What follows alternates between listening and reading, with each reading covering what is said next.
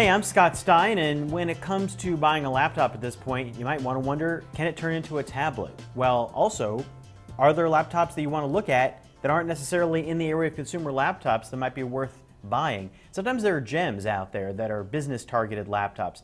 The HP Elitebook Revolve 810 was one of those ones I saw back at CES, and you thought, maybe this could be a contender, because it's an 11.6-inch laptop that also happens to convert into a tablet. It has a swivel screen, flips around like this, boom, pop down, and it's a tablet. I mean, it's not really a tablet in the sense of like a thin tablet that you might be used to. This is 0.8 inches thick, it's 3 pounds.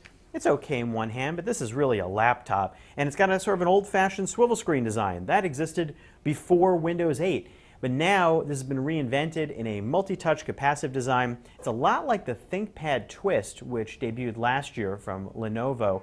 But HP's iteration is really nice. It's got a magnesium chassis. It's got a backlit keyboard that's very comfortable. This excels in the details. It's got a really nice trackpad here. It's small, but it's clickable and comfortable. And the screen looks really crisp, although it's only 1366 by 768. So what's the drawback? Well, one, the price. It starts at $1249, and this goes up to $1,400-ish for this configuration with a Core i5 processor. And that brings up the second drawback, which is battery life, because this doesn't run the latest Haswell level Core i series processors. This is yet to upgrade to that. So the battery life was okay. It's just not as great, certainly, as the levels that we've been starting to see in things like the MacBook Air, and you're hitting a whole new level of expectation. And maybe this, with those next-gen processors, you could be on to something. But you're also getting some features and specs here that are really meant for pro users. vPro, you've got DisplayPort in the back as opposed to HDMI. So, you know, if you care for a SIM card slot and you want to have a broadband-capable laptop, this might be for you.